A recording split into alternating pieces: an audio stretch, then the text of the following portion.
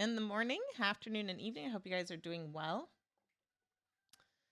The podcast that I was going to be on this afternoon got rescheduled, which works out well because it means I could look at a few different trade ideas and have time to do so.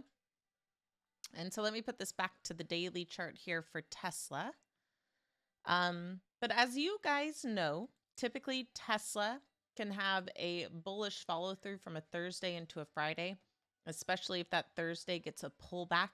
Now, last Friday, when we looked at this trade, it did get the follow through, didn't quite reach my profit target, and then it really started to sell off. So I'll be mindful of that tomorrow. Might mean I take the quick win. But the reason why I liked the idea of doing this today is one, it's bouncing up off of the lows on the day and off of this psychological price level at 425. We also have a valid bullish divergent bar from yesterday with a target of 441.33, magic number, right by the 10 period simple.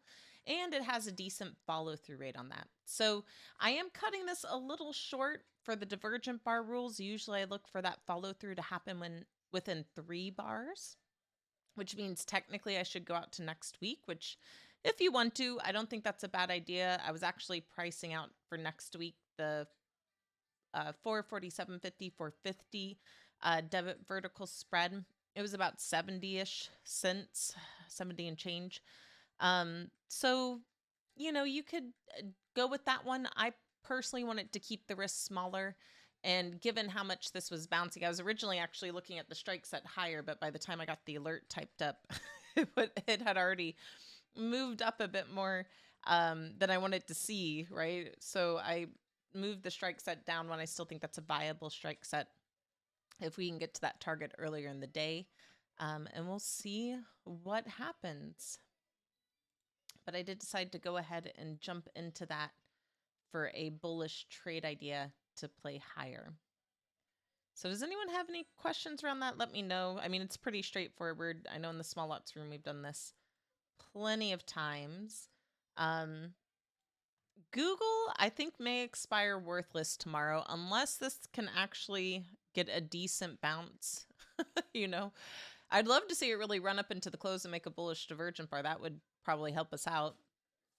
But unless, something happens to where it really has a nice pop back up towards the 250 range, I still like this setup. It's just, I don't think we gave ourselves enough time for the challenge trade to make that work. In hindsight, taking the profit back on the 6 would have looked better. But it wasn't quite at my profit target, which is why I didn't do that.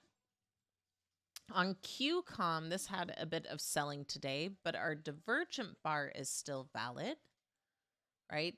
Still has the 9 out of 10 follow through rate. And what I do like, at least coming into the close of today, is that we're bouncing up off the lows and we're right at the 30 period simple. So the idea is that continues to try and hold as support. If it can, and we get a bounce back into our target, or if not higher into the top end of this range, we should be able to close out of our spread for an overall profit. And then for the SU trade, this one, last I saw, came down a bit more than I wanted to see. So it did get a follow through on this bullish divergent bar, I believe. 41.37. No, it didn't. 3 cents shy. So we have 2 valid daily bullish divergent bars. Obviously, though, you're seeing the weakness on the Bollinger Bands, momentum crossing below the 0 line. You do have the true low, but that technically started to print when Bollinger Bands are flaring open. So I'd still be a little mindful of that. But of course, we still have the weekly bullish divergent bar with the 9 out of 10 follow through rate. But you can also see some signs of potential consolidation. So there's not too much left in this trade. Typically, when that happens, I'll let it go and see if it can't bounce up and still get that follow through. But because this is in the $500 challenge account, I'll give it at least into tomorrow. If tomorrow this can bounce back up so the weekly bar still holds the 10 period simple, ideally makes another bullish divergent bar, then I'll likely hold it into next week. If it looks like this and we still have a similar value to what it's currently showing, then I might decide to cut it, protect capital, and see if we can't reallocate that into a new trade idea.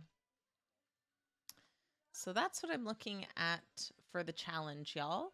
We'll see how these can play out tomorrow. If you did leave on a runner for ORCL, it had a beautiful move to the upside. You know, in hindsight, if I knew it was going to go this far, I would have probably held on for a bit bigger of a profit. But it did exactly what I was looking for, which is it got up to my target of 293.22. And so when that hit, it's like, okay, let's just go ahead and take that win. I still like this as a potential swing trade, so we might come back and visit it, but I don't want to open it here right at 300 as a psychological level. If it starts to stair step up, then I'll be a little late. If it pulls back into support, though, that might give us a better entry and just confirmation we want to do something. I also wouldn't mind a pullback because that means likely we'll still print this signal, but we won't be right butting up against the high of the bar. So ideally that gives us a little bit more room to play into this high, if not for the breakthrough higher. So I'll keep an eye on that. I'll let you guys know if I do anything on a re-entry for ORCL, but more than happy to take the quick win there. So for those of you over on the $500 challenge side, thank you so much for joining me.